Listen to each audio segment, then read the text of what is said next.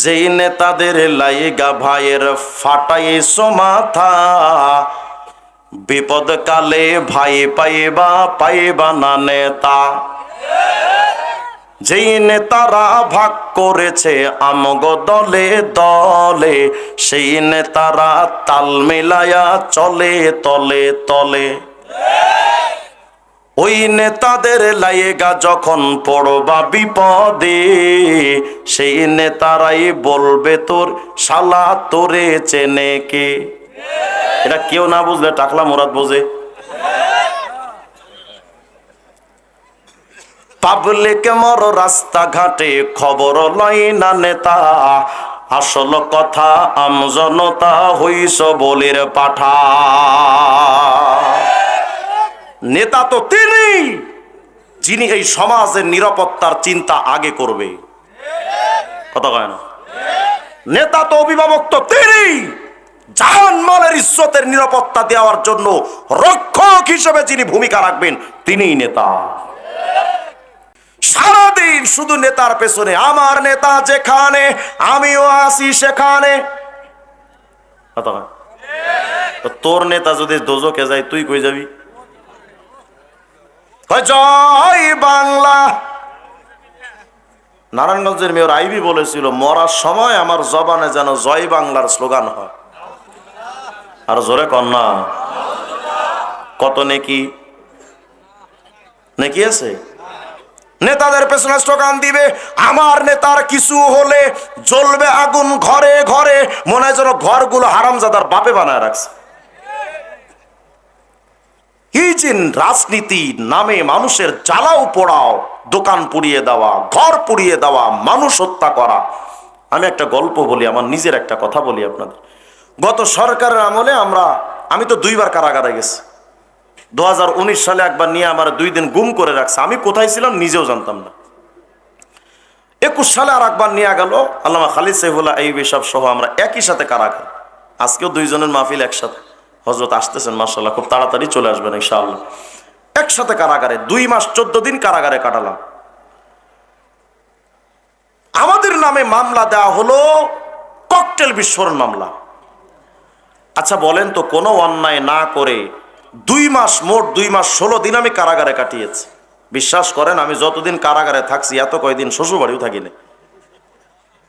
বলেন তো, কোনো অপরাধ না করে এতদিন কারাগারে থাকলাম, ওই সরকারের প্রতি রাগ আপনাদের থেকে আমার বেশি না কম?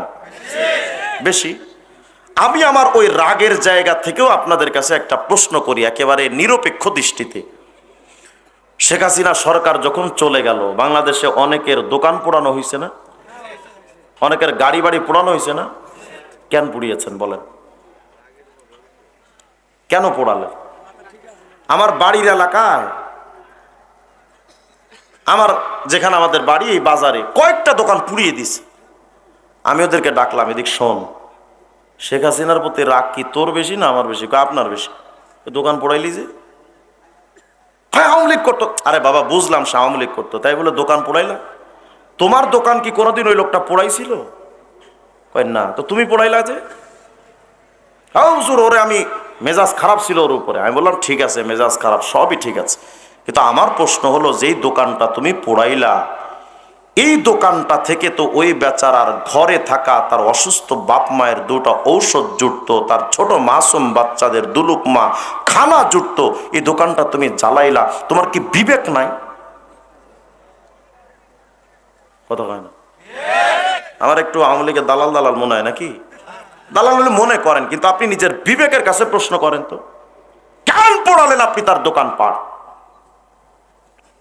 যেই রাজনীতি মানুষের সম্পত্তি নিরাপত্তা দিতে পারে না, জীবনের নিরাপত্তা দিতে পারে না, ওই রাজনীতির কপালে আগুন ধরা দেওয়া দরকার। কিসের রাজনীতি এগুলো? নেতাদের খুশি করার জন্য দেখবেন প্রতিবেশীর হামলা করে, আসে না নাই? নির্বাচন আসতেছে তো, বাপ সন্তানকে হত্যা করবে, সন্তান বাপকে হত্যা করবে, ভাই ভাইকে হত্যা করবে। কারে খুশি করার জন্য করছো? কই নেতারে চান্দু, তুই বিপদে পইরা দেখ, তোর বিপদের সময় তোর ভাই আর তোর প্রতিবেশী থাকবে, নেতা তোর বিপদে আসবে না। আজকে মারা যাও, তোমার নেতারে ফোন দিবে, নেতাজি কি সমস্যা? কয় আপনার অমুক এলাকা সামসা তো ঠাড়া বইরা মরছে। কয় মইরা গেছে গা? জি নেতা কয় আমি কি করবো এখন? আপনি কি আইবেন না জানা যায়? নেতা মনে মনে কয় হের জানা যায় যে আমার লাভটা কি? আমার ধান্দা তো দুইটা, ভোট আর নোট। নেতাদের ধান্দা কয়টা? Vote, note. যে লোকটা মরছে ওর কাছে গেলে তো ভোটও নাই, নোটও নাই, তো যায় লাভ কি? নেতা কয় যে আমার আসার সময় নাই, ওদেরকে বইলা দে আমি আমার একটা মিটিং আছে। কথা কয় না? এটা মিটিং ন, এটা চিটিং। হুদাই কিচ্ছু না, ঘরে বসে গাঞ্জা টানবে কিন্তু জানা যাইব না। আপনি মনে মনে ভাবেন ওজন আমার নেতা কিন্তু এমন না, চান্দু মুখে মিষ্টি অন্তরে বিষ, তার নাম পলিটিক্স। এটা তো সহজ ব্যাপার না। তোমার নেতা তোমার জানা যায় আইলো না, অথচ ওই নেতারে খুশি করার জন্য তুমি যে প্রতিবেশীর উপরে হামলা করেছিলে, তোমার প্রতিবেশী তোমার কবর খনন করতে আসছে। আপনাদের মনোযোগ হারায় গেছে মনে হয়। যারে নেতারে খুশি করার জন্য প্রতিবেশীর উপরে হামলা করছিলা, তোমার প্রতিবেশী ঝাড়ের বাঁশ কাইটা তোমারে বিদায় করার প্রস্তুতি নিচ্ছে। তোমার প্রতিবেশী জানা যায় দাঁড়ায়া আল্লাহকে বলে, ও আল্লাহ, এই লোকটা আমার উপরে জুলুম করছিল, কিন্তু আল্লাহ মানুষ ছিল তো, ভুল করছে, আল্লাহ আমি ওরে মাফ করে দিলাম, তুমি ওরে মাফ করে দাও। কথা হয় না? আছে না নাই? অথচ বসেন বসেন, আওয়াজ দিয়ে এখন আল্লাহু আকবার। যারে খুশি করতে তুমি প্রতিবেশীর উপর হামলা করেছো, তোমার নেতা তোমার জানাজায় আসে না, কিন্তু তোমার ওই প্রতিবেশী কবর খনন করতে আসছে। ওই প্রতিবেশী তোমার জানাজায় দাঁড়ায়, আল্লাহ ও আমার প্রতি জুলুম করছিল, আল্লাহ আমি ওর মাফ করে দিয়েছি, মানুষ তো, আল্লাহ ওরেও তুমি মাফ করে দাও। কথা হয় না? অথচ এই প্রতিবেশীর উপরে তুমি জুলুম করেছিলা তোমার নেতারে খুশি করার জন্য। আমি আপনাদের আগাগোড়া একটা কথা বলছি, কোন নেতা যদি আপনাকে বলে যে প্রতিবেশীর উপরে হামলা কর, ভাই ভাইয়ের সম্পর্ক নষ্ট কর, ওই নেতাকে ত্যাগ করবেন। পারবেন ইনশাআল্লাহ? আগামী নির্বাচনে নেতাদের কথায় কোনো ঘর বাড়ি পোড়ানো যাবে না। সে দলীয় লোক হোক বা বিরোধী দলীয় লোক হোক, আমরাই তো। কথা কয় না? তা আমার প্রতিবেশী, আমার ভাই, কেন আমি তার উপর হামলা করব অন্যের কথায়? এই জন্য আমি একটা গান, মানে একটা কবিতা বানিয়েছি, রাগ কইরেন না, এটা বাস্তবতার সাথে মিলায় নিয়েন। যেই নেতাদের লাইগা ভাইয়ের ফাটাইছো মাথা, বিপদ কালে ভাই পাইবা না নেতা। যেই নেতারা ভাগ করেছে আমগো দলে দলে, সেই নেতারা তাল মিলায়া চলে তলে তলে। ওই নেতাদের লাইগা যখন পড়বা বিপদে, সেই নেতারাই বলবে তোর শালা তোরে চেনে কে। এটা কেউ না বুঝলে টাকলা মুরাদ বোঝে। পাবলিক মর রাস্তাঘাটে খবর লয় না নেতা, আসল কথা আমজনতা হইস বলির পাঠা।